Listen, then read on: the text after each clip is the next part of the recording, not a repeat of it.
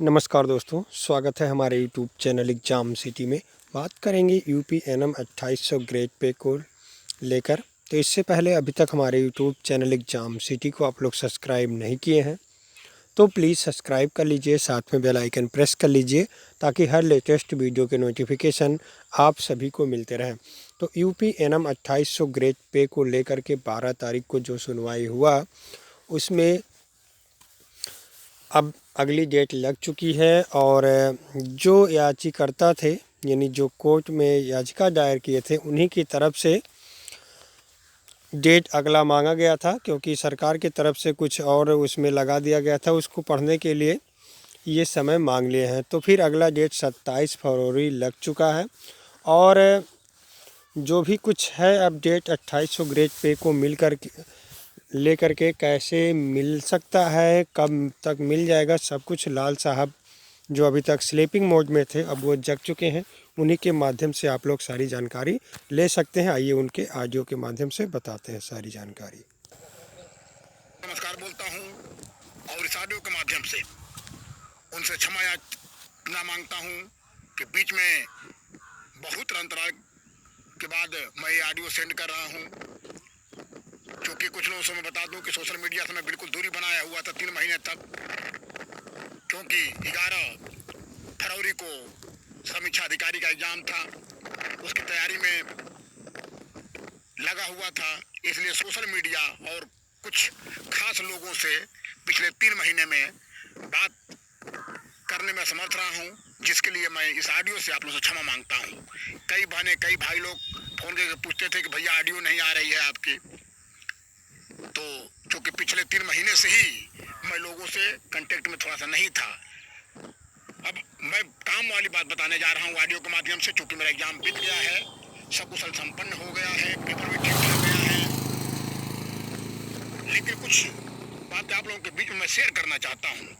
सबसे पहले तो जो 9212 नव चयनित बने हैं उनको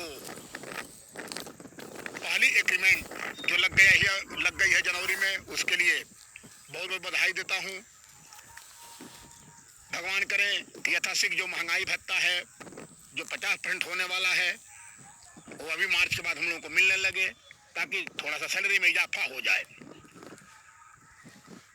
दूसरी बात बताना चाहूंगा 2800 ग्रेड पे को लेकर के, खास करके एनएम बहनों के बीच में, चाहे 2011 वाली चयनित बहनें हों, चाहे 2014 वाली चयनित बहनें हों, 13-14 वाली, चाहे नव चयनित 9212 पद वाली बहनें हों,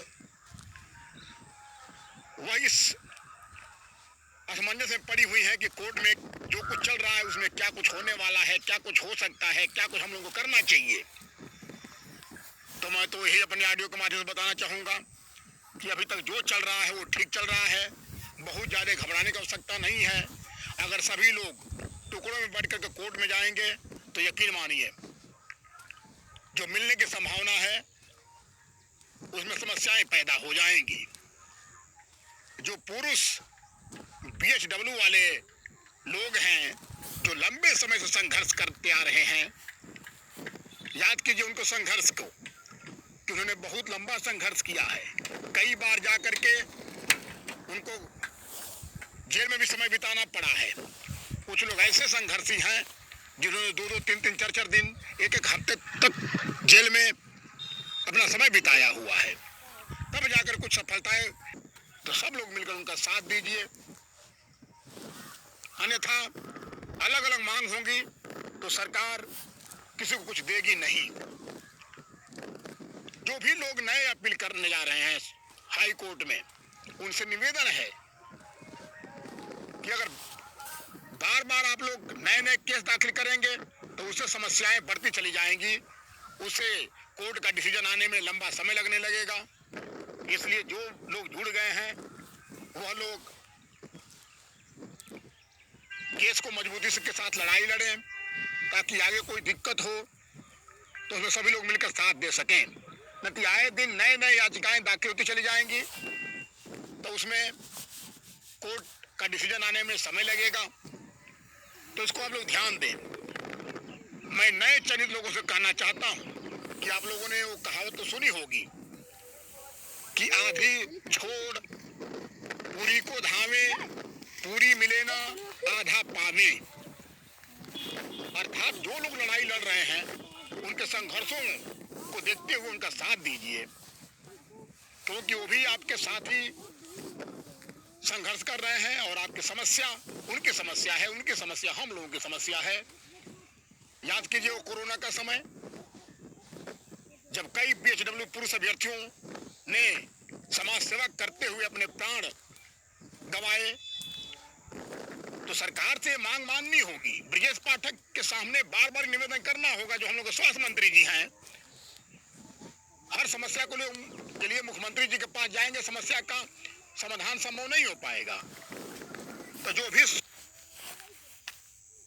स्वास्थ्य कर्मियों की समस्या है, चाहे वो पुरुष अभ्यर्थी हो चाहे महिला अभ्यर्थी हो, सबसे पहले तो ब्रजेश पाठक जो स्वास्थ्य मंत्री हम लोगों के हैं, उनसे बार बार निवेदन करना होगा अपनी समस्या को लेकर के कि हम लोगों को संघर्ष को याद कीजिए कि जब सभी लोग अपने घर में दुबके हुए थे, अपने परिवार को बचाने के लिए लगे हुए थे, तो हम लोग जाकर के बीच समाज सेवा के बीच में संघर्ष करते हुए लोगों को स्वास्थ्य सुविधाएं दे रहे थे।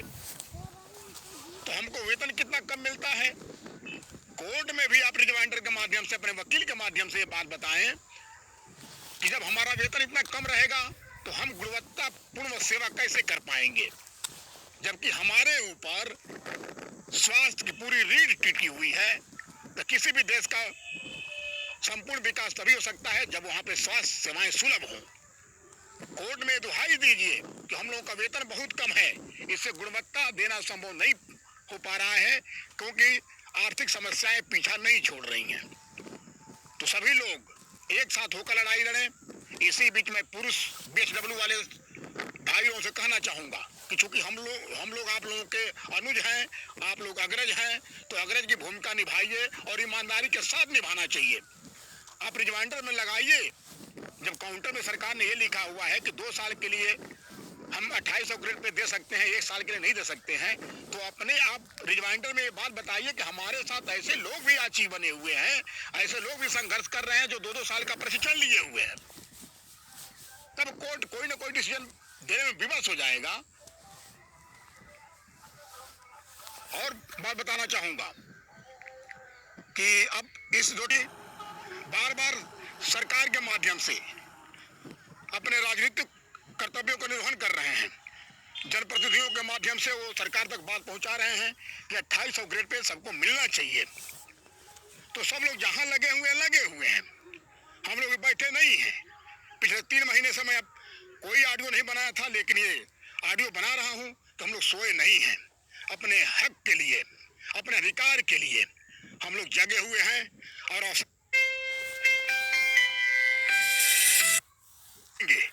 कि जब 2 साल के प्रशिक्षण के लिए 2800 ग्रेड पे दिया जा सकता है, तो जो एनएम 2 साल का प्रशिक्षण ली है उनको यथाशीघ्र 2800 का ग्रेड पे दिया जाए। जो पुरुष स्वास्थ्य कर्मी की आप बहाने कर रहे हैं, उनके संघर्ष को देखिए।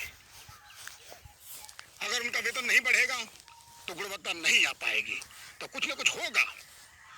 और उन बहनों को बता दूं जो एनएम है, जो एनएम का ट्रेनिंग की हुई है, उनको ये लगता है कि हमारी ट्रेनिंग 1.5 साल की है, किसी की 2 साल की है, तो किसी मुगालते में न रहें। सबकी ट्रेनिंग 2 साल की है। अगर ट्रेनिंग पीरियड देखना है, ट्रेनिंग का समय देखना है, तो जो आपको लखनऊ से रजिस्ट्रेशन कापी मिली थी, रजिस्ट्रेशन पर देख लीजिए, आपका ट्रेनिंग पीरियड लिखा हुआ है।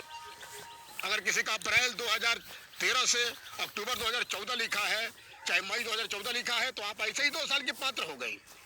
तो 1.5 साल जोड़ना है, 2 साल जोड़ना है, तो अपना रजिस्ट्रेशन कापी उठाइए, उस पर स्पष्ट ट्रेनिंग पीरियड लिखा हुआ है, जोड़ लीजिए कितने महीने की, कितने साल की आपकी ट्रेनिंग है। तो जितने भी नव चयनित एनएम हैं, चाहे 2013 वाली चयनित बने हैं, वो सभी लोग 2 साल का प्रशिक्षण ली हुई है। ये ध्यान दीजिएगा। बहुत लंबी ऑडियो डाल दूंगा तो सुनना संभव नहीं होगा, क्योंकि लंबी ऑडियो हो रही है, इसलिए शेष बातें बाद में बताऊंगा। हम लोग अपने हक के लिए आगे बढ़ गए हैं और अपने हक को लेकर रहेंगे। 2800 ग्रेड पे मिलना चाहिए, वो हम लोग का अधिकार है। नाना प्रकार के काम दिए जाते हैं हमसे, अनेक समस्याएं हम लोग के सामने खड़ी रहती हैं, हम लोग संघर्ष करते हैं। तो 2800 ग्रेड पे का अधिकार हम लोगों का है और हम लोग लेंगे। उसके लिए चाहे सरकार को हम लोगों को बार बार ज्ञापन देना पड़े, भले जाकर के गोरखपुर जनता दरबार में हम लोगों को मुख्यमंत्री जी के पास अपनी फरियाद रखनी पड़ेगी, लेकिन हम लोग पीछे नहीं हटेंगे, अपनी मांग माननी पड़ेगी। तभी मिलेगा, अन्यथा घर बैठे बड़ी बड़ी बातें करने से कुछ भी हासिल होने वाला नहीं है। तो इसी के साथ मैं अपने ऑडियो खत्म करता हूँ। ऑडियो में अगर कहीं से बोलने में कुछ त्रुटि हो गई हो तो क्षमा मांगता हूँ। एकजुट रहें, एक साथ रहें, ताकि आपकी बात सरकारों के कानों तक पहुँच सके।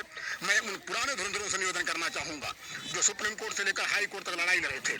आप भी जागरूक रहिए, जो भी कोर्ट से संबंधित जानकारी मिलती है उसको इकट्ठा कीजिए, ताकि कहीं रिमाइंडर की आवश्यकता पड़ती है तो उसको पुनः रिमाइंडर के माध्यम से सबमिट किया जा सके। जय हिंद, जय भारत।